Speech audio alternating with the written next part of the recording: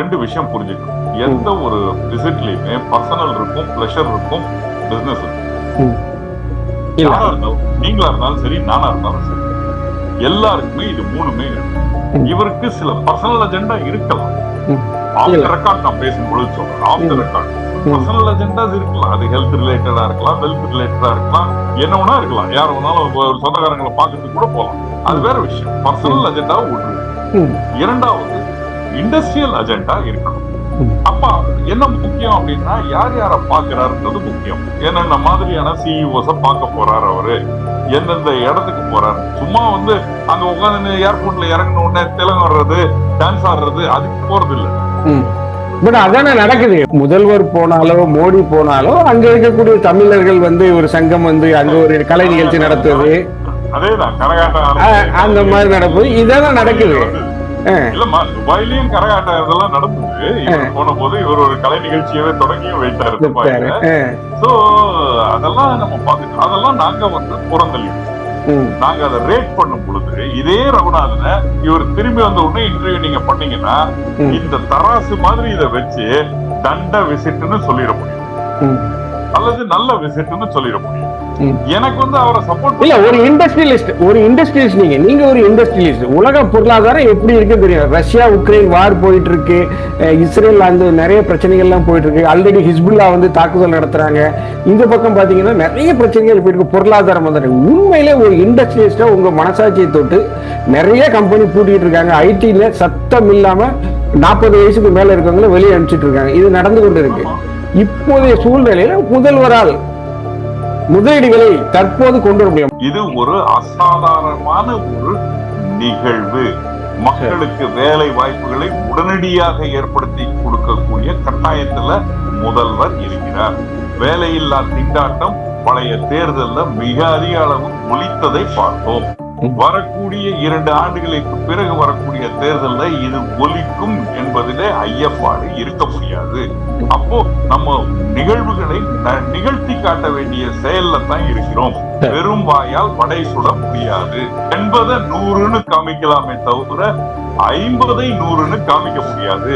10 லட்சம் பேருக்கு வேலை வாய்ப்பு என்றால் இன்றைக்கு சொல்லலாம், நாளை மக்கள் அதை எடை போட்டு பார்த்து விடுவார்கள். 3.5 லட்சம் தமிழர்கள் அங்க இருக்கிறாங்க.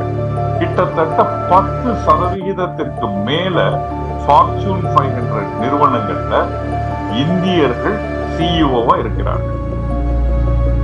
அப்போ ஒரு முதல்வர் இவ்வளவு தூரம் பயணப்பட்டு அந்த இடத்துக்கு செல்லும் பொழுது அவர் என்னெல்லாம் பாக்குறாரு, அவங்கள போய் அவங்க இடத்துல பாக்குறாங்க. Meet the line in it's ten அப்படின்னு சொல்லுவோம்.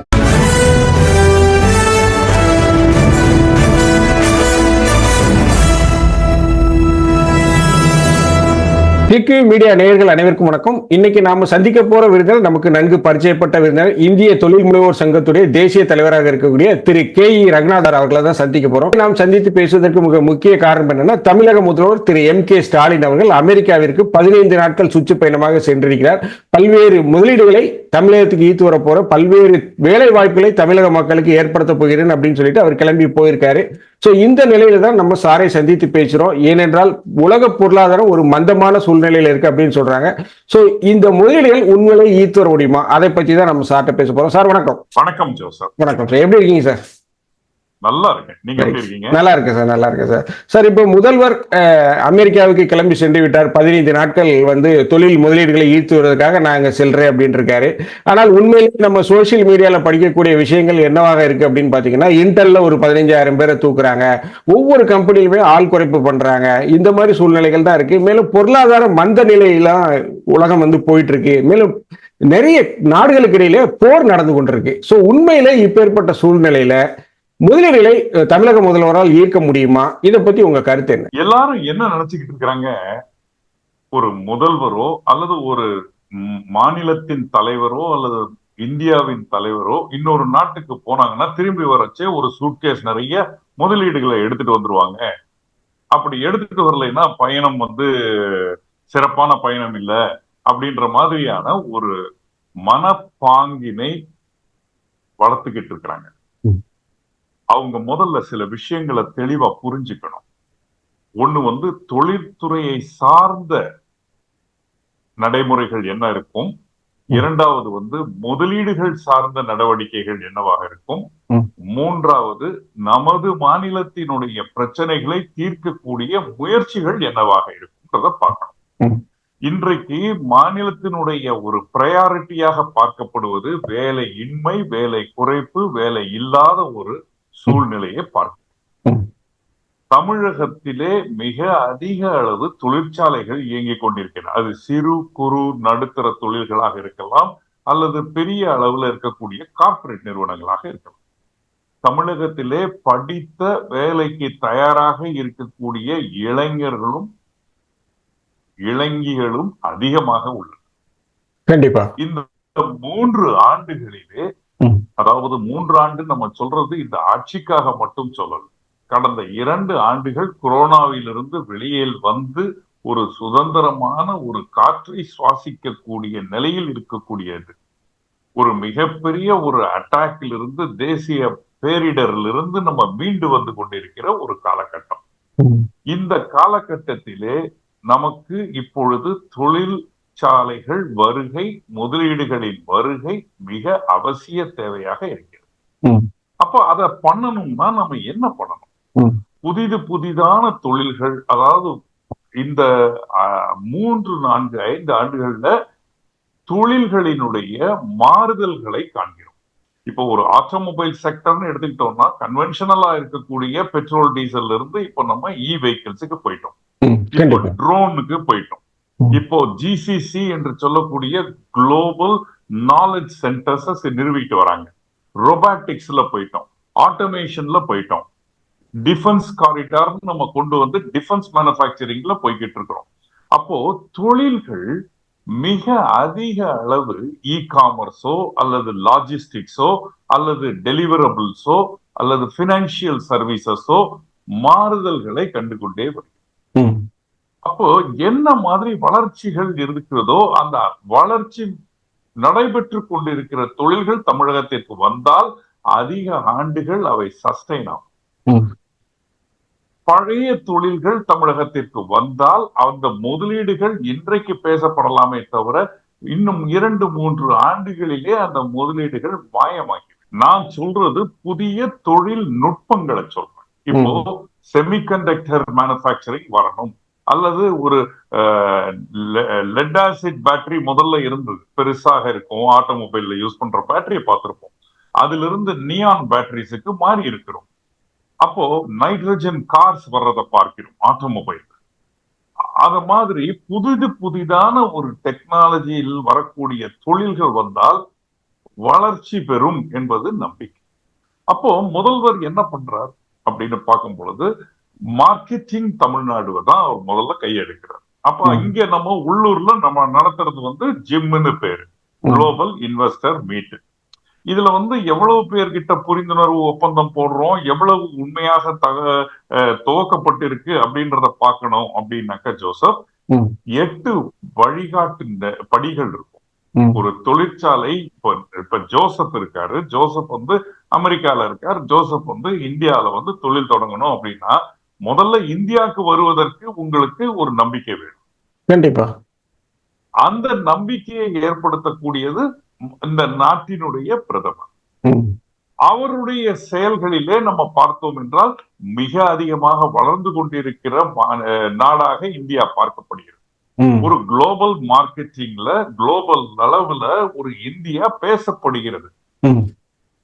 இரண்டாவது, ஒன்றிய அரசோ அல்லது மத்திய அரசு நிறைய தொழில்களை ஈற்றுவதற்காக சலுகைகளை வழங்கிட்டு இருக்கு. நீங்க சொல்றது எல்லாமே சரிதான். புதிய டெக்னாலஜியை கொண்டு வரணும்னு சொல்றீங்க, புதிய தொழில்களை கொண்டு வரணும்னு சொல்றீங்க, செமிகண்டக்டர் இண்டஸ்ட்ரி சொல்றீங்க. பட் இது எல்லாமே முதல்வர் அமெரிக்காவில் போயிட்டாரு, தமிழ்நாட்டில இருந்து எம்.கே. ஸ்டாலின் வந்துட்டாருக்கா, அதனால நம்ம எல்லாரும் ஆரம்பிச்சிடலாம் அப்படிங்கிற மாதிரி ஒரு முடிவுக்கு தொழில் முனைவோர்கள் வரமாட்டாங்க. அவங்க அங்க இருக்கக்கூடிய மேன் பவர் காஸ்ட் என்ன, அங்க இருக்கக்கூடிய இன்வெஸ்ட்மெண்ட் பண்ணா நமக்கு ரிட்டர்ன் ஆன் இன்வெஸ்ட்மெண்ட் எப்படி இருக்கும், சந்தை நிலவரங்கள் எப்படி இருக்கு, இதெல்லாம் பார்த்து தான் பண்ணுவாங்க.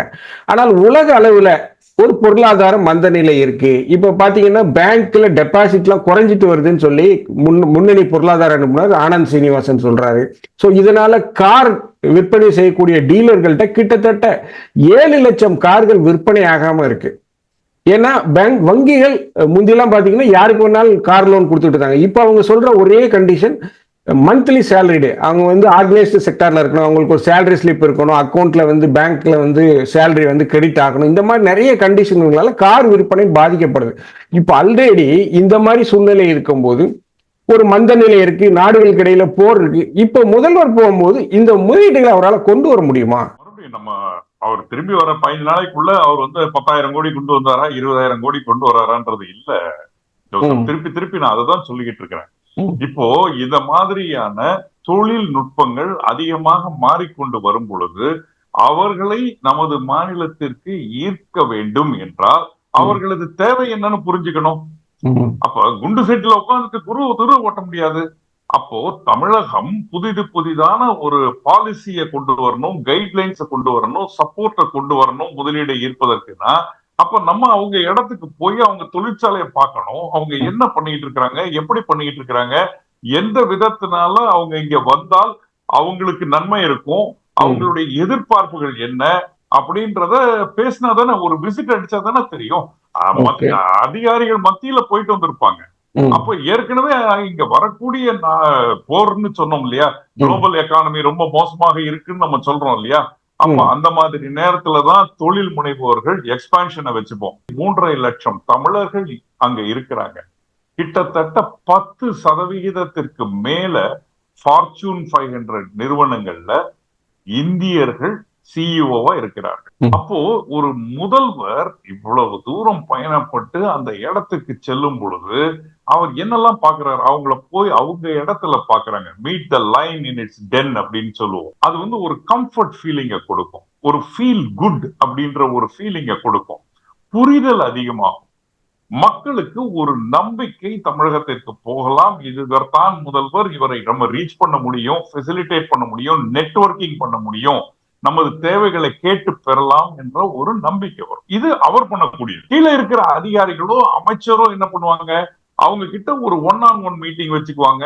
உங்க இண்டஸ்ட்ரி ஏன் எங்களுக்கு தேவைன்னு சொல்லுவாங்க. முதல்ல தேவையான்னு பார்ப்பாங்க. வர்றவங்க எல்லாரையும் கூட்டு வந்துட்டாக்க அப்புறம் என்ன ஆகுது, லேண்டு பேங்க்ன்றது கம்மியா தானே இருக்கும். அந்த லேண்ட் பேங்க்குள்ள நம்மளுடைய முதலீட்டிற்கு ஏற்ப வேலை வாய்ப்புகளும் பெருகணும் இல்லையா.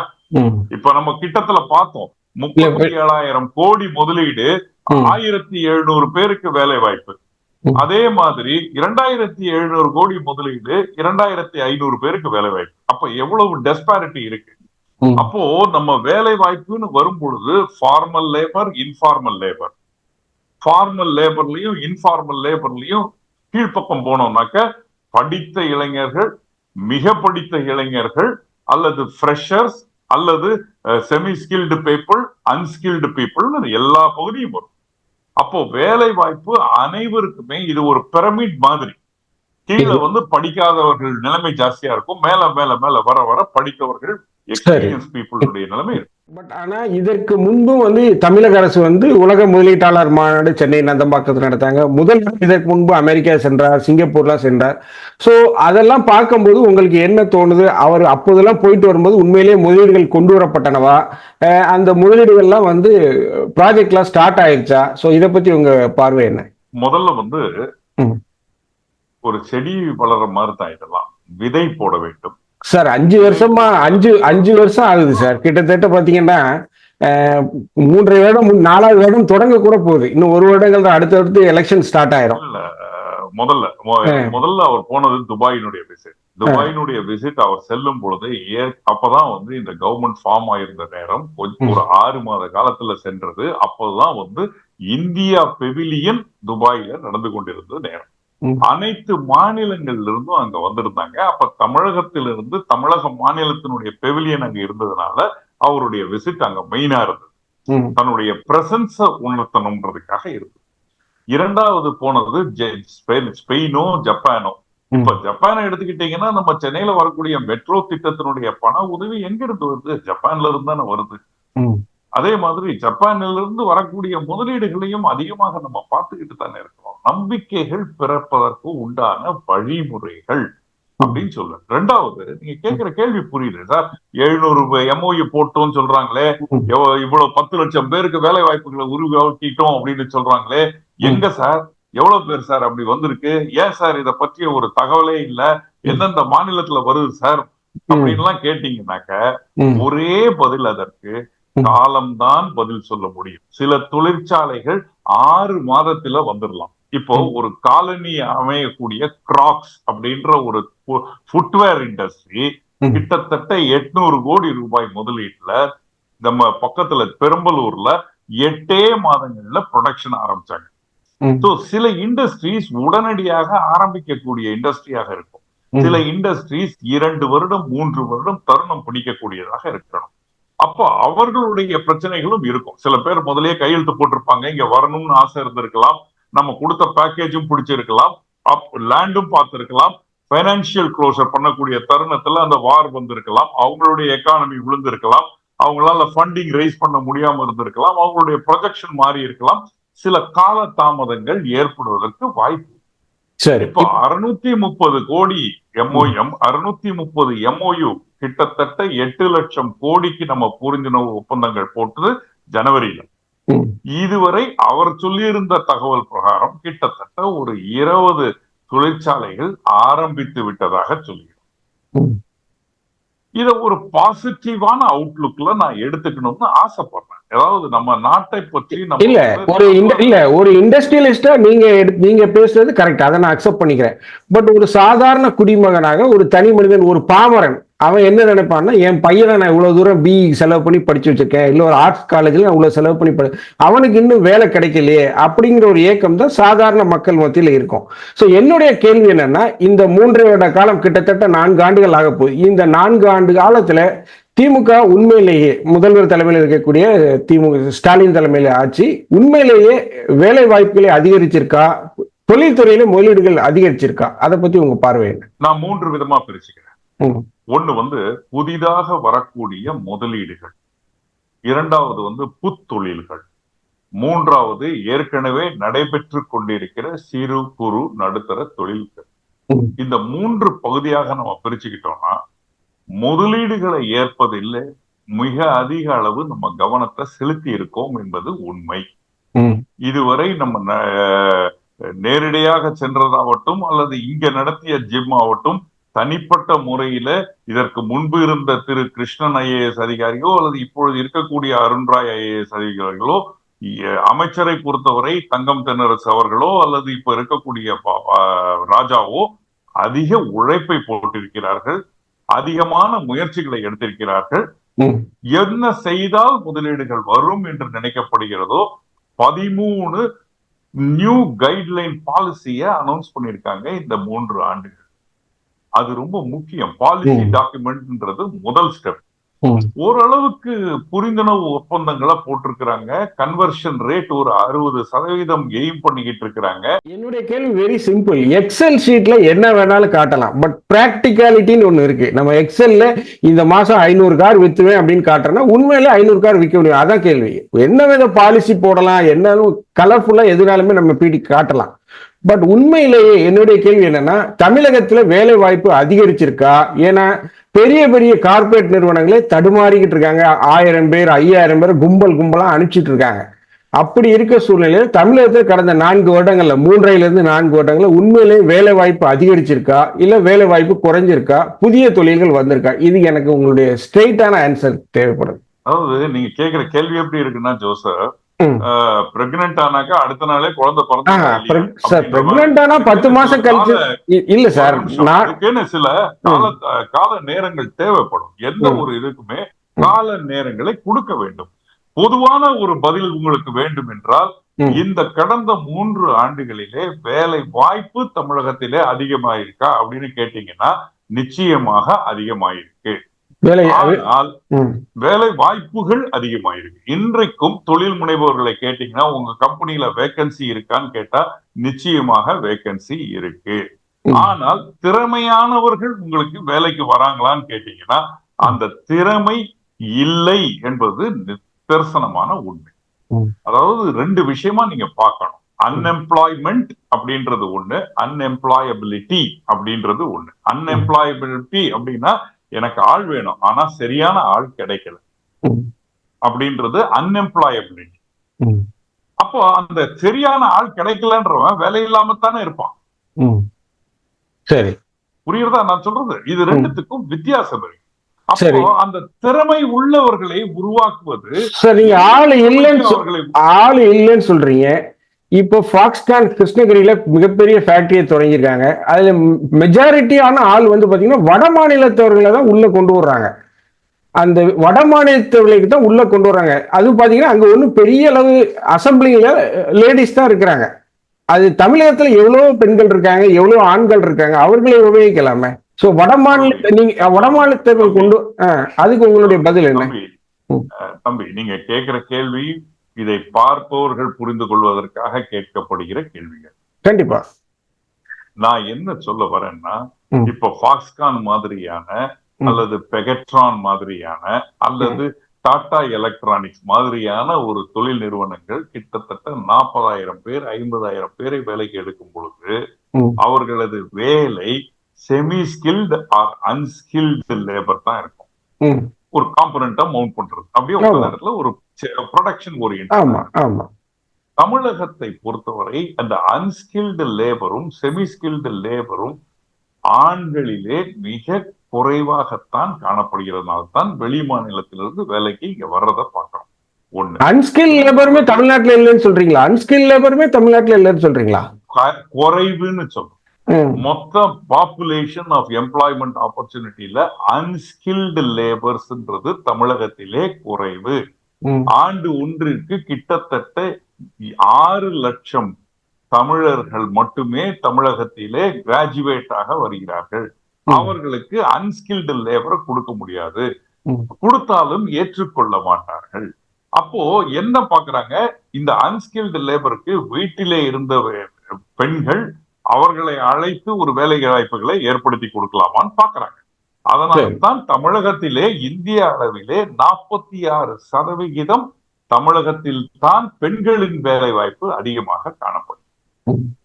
இதெல்லாம் தகவல்கள்.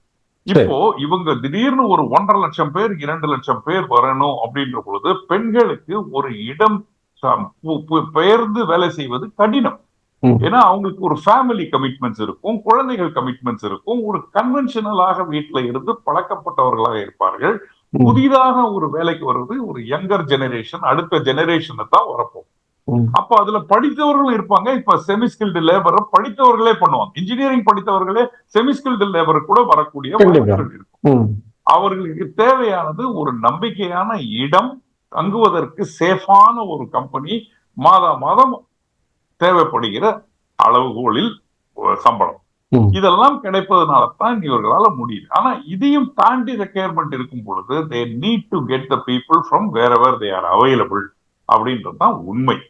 First point. இரண்டாவது பாயிண்ட், அதனாலதான் கவலைகள் நமக்கு என்ன இருக்குன்னா, ஐயோ திறமை இல்லாதவர்களை திறமைசாலிகளாக ஆக்குவது எப்படி, அதுக்குதான் அந்த நான் முதல்வன் திட்டத்தை கொண்டு வராங்க.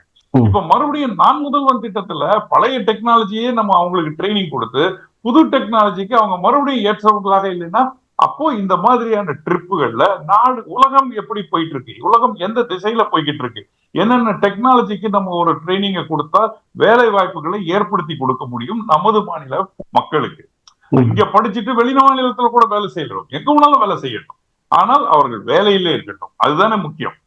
படித்த படிப்பிற்கு ஏற்ற வேலை, வேலைக்கு ஏற்ற சம்பளம், சம்பளத்திற்கு ஏற்ற தரமான வாழ்வு, இதுதானே முக்கியம். அப்போ இதை நோக்கித்தான் நம்ம பயணப்படும் பொழுது இந்த மாதிரியான ட்ரிப்புகளை இந்த நேரத்திலே குறை சொல்வதோ அல்லது தவறு என்று சொல்லுவதோ ஏற்புடையதாக இருக்க முடியாது. துன்பம் ஒரு வேளையிலே சிரிங்க அப்படின்னா என்ன அர்த்தம்? லிட்டரலா சிரிக்கிறது இல்ல. நாங்கெல்லாம் எங்களுடைய கம்பெனி நடத்தும் பொழுது எப்பெல்லாம் சேல்ஸ் டவுன் ஆயிருக்கோ அப்பெல்லாம் எங்களுடைய மார்க்கெட்டிங் காஸ்ட் ஜாஸ்தியா இருக்கும். ஆமா, கண்டிப்பா. இப்போ எனக்கு அதுதான் முக்கியம். அதே மாதிரிதான் இப்ப நமக்கு தேவை அதிகமாக இருக்கிறதுனால நம்மளுடைய மார்க்கெட்டிங் காஸ்ட் ஜாஸ்தியா இருக்கு. மார்க்கெட்டிங் நான் சொல்றது பல நாடுகளுக்கு நம்மளே போறது, நம்மளே ஸ்டால் போடுறது, தமிழகத்தை பற்றி பேசுறது, ஒரு சோசியல் மீடியால ஆக்டிவா இருக்கிறது, இதெல்லாம் மார்க்கெட்டிங் டெக்னாலஜி. இந்த இண்டஸ்ட்ரி வருது பாருங்க, அந்த இண்டஸ்ட்ரி வருது பாருங்க, இவ்வளவு இன்வெஸ்ட்மெண்ட் வருது பாருங்க, 10 லட்சம் பேருக்கு வேலை பாருங்க, இவ்வளவு பாருங்க, நீங்களும் வாங்க, நாங்க உங்களுக்கு என்ன வேணும் கேளுங்க, தரோங்க, இவ்வளவு சொல்றோம். ஒண்ணுமே இல்ல ஜோசப். இன்றைக்கு காலையில பேப்பர்ல நீங்க படிச்சிருப்பீங்க, நேற்றைக்கு மத்திய அரசிலிருந்து அனௌன்ஸ்மெண்ட் 12 தொழிற்பேட்டைகளை கிட்டத்தட்ட 1,20,000 கோடிக்கு இன்வெஸ்ட்மெண்ட்ல நாங்க ஏற்படுத்தி இருக்கிறோம். அந்த 12 மாநிலங்கள்ல தமிழகம் இருக்கா? இல்லையே. அப்ப எந்த லைன்ல கொண்டு வராங்கன்னு யோசிக்கணும். நம்ம வைசாக் டு சென்னை காரிடார்ல ஒரு தொழிற்பேட்டையை அமைக்கிறாங்க. அது எந்த பக்கத்துல? ஆந்திரால. சென்னையிலிருந்து பெங்களூருடைய காரிடார்ல ஒரு தொழிற்பேட்டையை அமைக்கிறாங்க. அதுவும் எந்த இதுல? ஆந்திரால. அப்ப ஆந்திரால 2 தொழிற்பேட்டைகள் இவ்வளவு முதலீடுகள்ல மத்திய அரசால கொண்டு வரப்படும் பொழுது இந்த இரு மாநிலங்களிலிருந்தும் தொழில்கள் புலம்பெயர்ந்து விடக்கூடிய அபாயம் இருக்கா இல்லையா? அது ஒரு அரசியல் சார்ந்த அடிப்படையில அவங்க பண்றாங்க. உங்களுக்கு என்ன தெரியும்? அரசியல் சார்ந்து நான் என்றைக்குமே பேசினது இல்ல. நான் உங்களை சொல்லல. இப்ப இந்த தொழிற்பேட்டைகளை ஒன்றிய அரசு அமைக்குது இல்லையா, அது சொல்றேன்.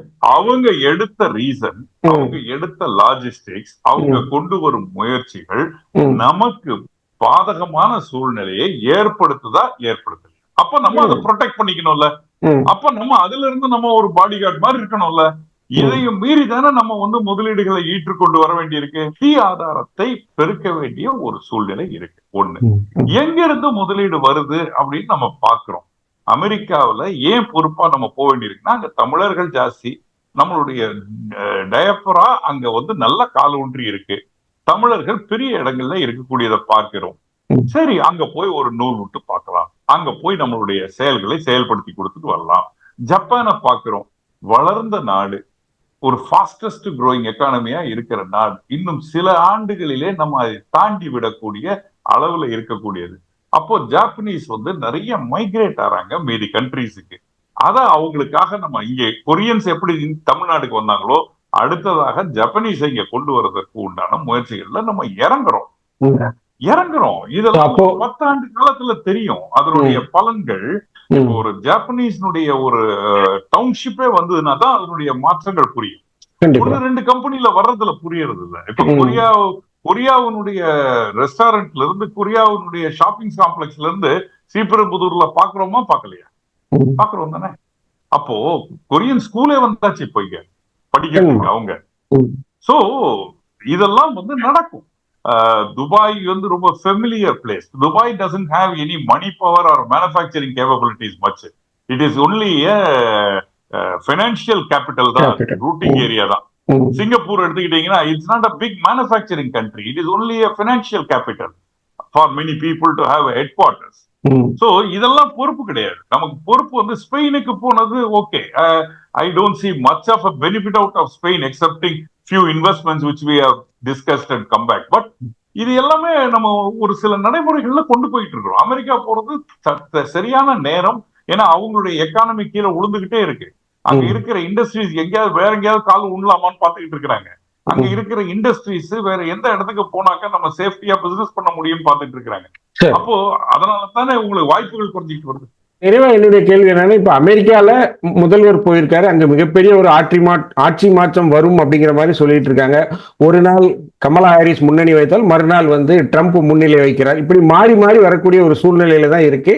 அங்க இருக்கக்கூடிய முன்னணி தொழிலதிபர்கள் எலான் மஸ்க் போன்றவர்கள்லாம் ட்ரம்புக்கு ஆதரவு கொடுத்துட்டு இருக்காங்க. இந்த மாதிரி ஒரு சூழ்நிலையில இருக்கு. நீங்களே சொல்றீங்க அங்களுடைய பொருளாதார நிலை அங்கு மிகவும் மோசமா இருக்கு. சோ அப்பேற்பட்ட சூழ்நிலையில அந்த நாட்டு முதலீட்டாளர்கள், அந்த நாட்டுடைய தொழிலதிபர்கள் இங்க வருவாங்களா? தமிழகத்துக்கோ இந்தியாவுக்கோ வருவாங்களா?